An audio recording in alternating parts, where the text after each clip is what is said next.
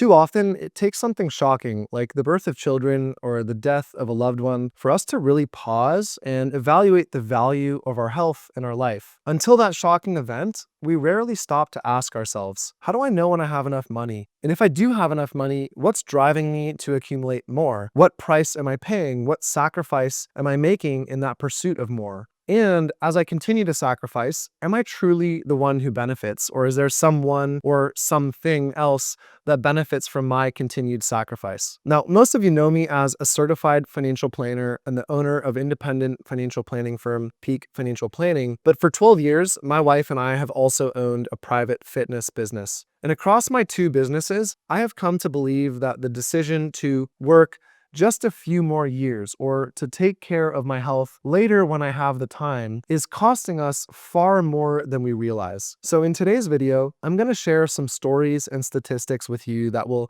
hopefully open your eyes and motivate you to reclaim control over your most valuable years of physical and mental health. As I was doing the research for today's video, I was listening to a poem written by a singer-songwriter named Mike Posner. He was telling a story about his awakening to this exact concept after his dad died several years ago. He said that after his dad had died, he realized that he had a list of things he wanted to do when he was done doing the things that he thought he had to do. He said he realized that everyone wants you to forget you're going to die, because if they can convince you that you're not going to die, then you waste your time doing what they want you to do. Spending your money and your time on what other people are selling. When my dad died, I realized everyone wants you to forget you're gonna die. Because if they convince you you're not gonna die, you waste your time doing what they want you to do. Spend money on what they're selling. He said that as his dad died, he realized one day that he was gonna die. But before then, he was gonna live the way he wanted to live. And so I'm making this video for you today because that's what I want for you. If you've done a good job saving and you've prepared well financially, I want you to have the freedom to live the way you want to live. So, other than delaying living the life that you want to live, what are some of the hidden costs of waiting too long to retire? Well, first, by delaying retiring, you continue to give your best years of mental clarity and physical health to your employer rather than yourself. And so to quote Mike Posner again, if they can convince you that you're not going to die, you waste your time doing what they want you to do, and you spend your money on what they're selling. Now, if you knew that you had enough money to retire and a plan in place to confidently navigate retirement, would you continue to spend your time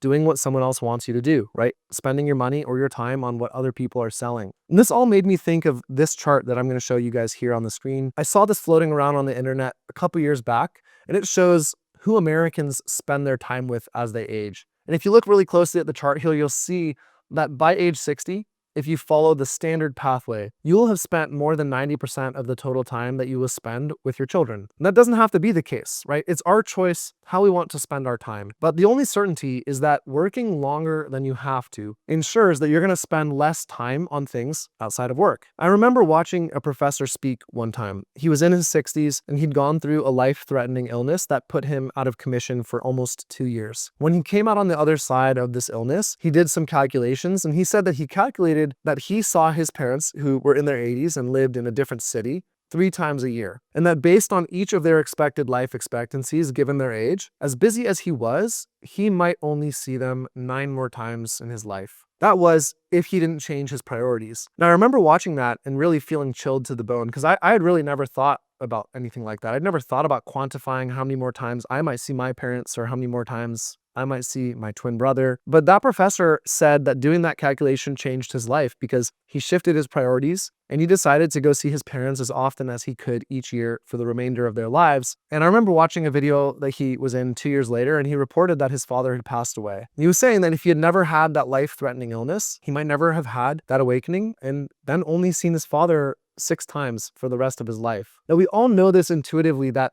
our time is finite and that we don't get time back. But the thing is, we don't think about it consciously. And so another hidden cost of waiting too long to retire is something that we don't think much consciously about either, which is what I call the lifespan, health span gap. And see, Americans these days live longer, but we are as a population less healthy. And so there's this gap that exists between health and lifespan, and it's become so evident that it has spawned a whole new area of research into this lifespan, health span gap. Now, this chart here on the screen shows the data from the Institute for Health Metrics and Evaluation, and it shows that while we are living longer, our life expectancy has gone from 75 to 77, we have fewer years of good life. So health spans, which is the metric for how good quality of life we have dropped from 65 years to 64. So there's this 12 or 13-year gap between how long we live and how many years of good life we have. And you'd be surprised. I was actually surprised to see that the average health span, meaning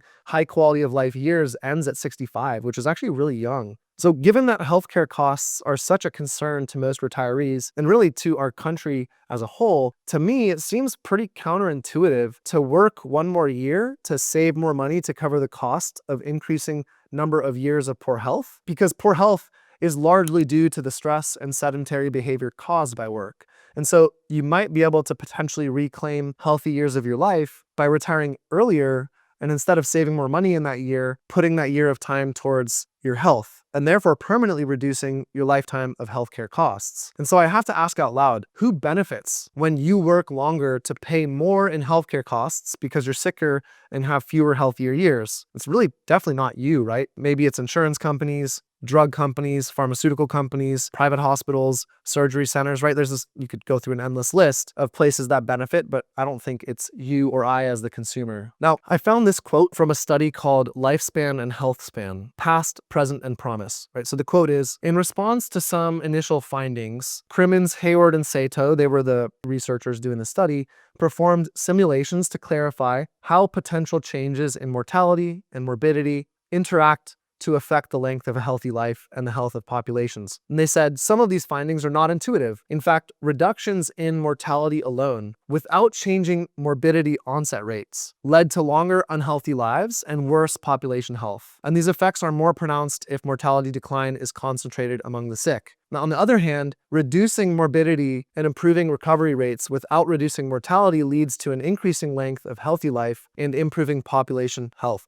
Basically, in plain English, they're saying treating the symptoms of poor health helps people live longer, but not better. And the study says that, on the other hand, treating things by preventative measures, using preventative care, leads to longer healthy lifespan and overall better health. Now, my time in the fitness industry taught me that the amount of time or effort you need to put into your health is directly proportional to the amount of time that you've neglected your health. So if you have neglected your health for 30 years, you might need to put 2 or 3 years of concentrated effort into getting your health back under control. Or if you want to speed up that process so that it doesn't take 2 or 3 years, you just have to put exponential amounts of time and effort into your physical health to make up for that lost time, right? So you're either going to put in more time or more effort, but there's no way around that. So to help put all this information into a more positive light, there is really good evidence that shows that the earlier you start attending to your health, the easier it is to improve your health span, right? So another study from the National Institute of Health titled "What Do We Know About Healthy Aging" had this to say: practicing healthy behaviors, for example, 150 minutes a week of moderate exercise or not smoking or eating a healthy diet, reduces the risk of Alzheimer's by up to 60% when followed consistently. And starting these behaviors earlier, for example, in one's 50s, is associated with better outcomes than initiating them later because damage builds up and accumulates over time, leading to dementia. So interventions, so preventative care started earlier, can slow biological aging more effectively. The 5-year delay of waiting to take care of your health from age 60 till age 65 allows more biological damage to accumulate and then requires greater effort, meaning stricter diets or more exercise, as I said earlier, either more time or more effort, to achieve comparable health outcomes. And again, from that same study, entitled "What Do We Know About Healthy Aging?" they cited a study by the National Institute of Aging that found that muscle mass in adults over 55 predicts longevity better than weight or body mass index. So starting exercise at 60, as opposed to waiting till you're age 65 and working 1 more year or 2 more years, can maintain muscle through moderate routines, while starting exercise or weightlifting or strength training at age 65 will require much more intensive resistance training to rebuild lost muscle during that period of time. So in summary, based on all the evidence, starting to take care of your health at age 60 requires a lot less effort to maintain health and longevity when compared to starting later at age 65. So ideas every year you delay means you're going to have to put in more time or more effort. And this is because, these things are very intuitive. Prevention is easier than reversal, right? So starting at age 60 prevents further accumulation of damage and then requires less intensive intervention than starting at age 65 and trying to reverse more damage. Or you have lower disease burden, right? So chronic conditions and frailty are less advanced at age 60 when compared to, let's say, age 61 or age 62 or every year you wait. And so starting earlier reduces the complexity of managing kind of chronic decay. Another factor is behavioral adaptability, right? Adopting new habits is generally easier the younger you are. And so it's going to be easier by logic to do that at 60, meaning adopt new habits at 60, because you'll be in better physical and cognitive condition than compared to waiting till age 62 or 65. And then finally, there are compounding benefits, right? 5 extra years of healthy habits, right? Those years between 60 and 65, let's say, can yield cumulative benefits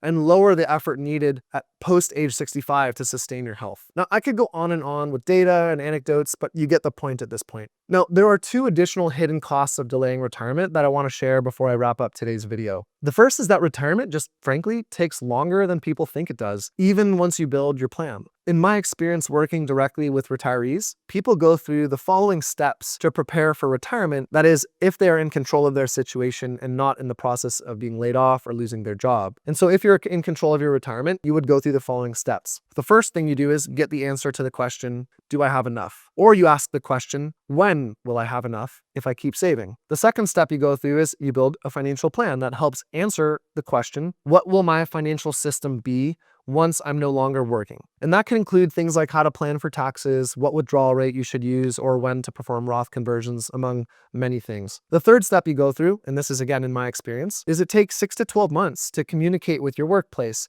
craft a smooth transition out of your company, and then to use the time to absorb and practice your financial plans. Now, that whole process could take 12 to 18 months from building the plan to communicating with your employer to practicing and then getting comfortable and finally pulling the trigger. Again, assuming you're not in the unfortunate position of losing your job. And retirement just takes longer than we think, meaning you might have a goal in mind to retire on X date, but once you actually set out to retire by that day, you may find yourself as much as a year behind. Now, add the fact that retiring takes longer than we think to this next hidden cost of delaying retirement, which is retirement's harder to adapt to than most of us expect. It frankly, again, just takes longer to get comfortable with retirement than we expect. In my experience, the first 12 to 24 months after leaving your work is a period of tremendous uncertainty and change. Yes, you may have a good financial plan, or as I prefer to call it, a good financial system, but that financial system is going to need calibration and fine-tuning as you live your actual retired life. Not only that, your non-financial plans, right, your life and your socio-spiritual systems will also go through a period of change,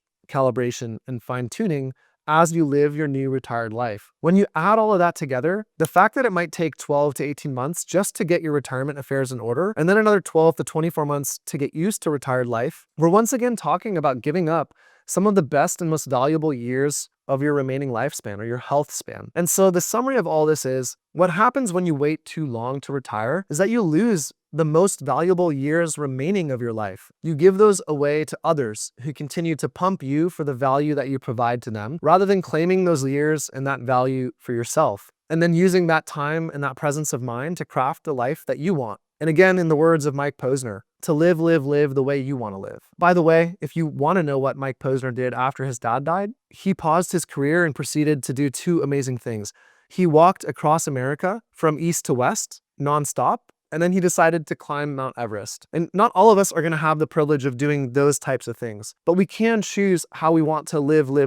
And so now that you understand the real opportunity costs of waiting too long to retire, you can make a more informed decision about your own retirement timing. Remember, the goal isn't to retire as early as possible. It's to retire at the optimal time that balances your financial security with making the most of your health span. Because in the end, time and not money is your most precious resource. And so if you'd like to learn more about determining your optimal retirement date, you can register for my upcoming free webinar by clicking the link in the description below this video. I'll share the exact framework I use with my clients to help them retire with confidence at the right time. Thank you as always for your time and attention. See you in the next video.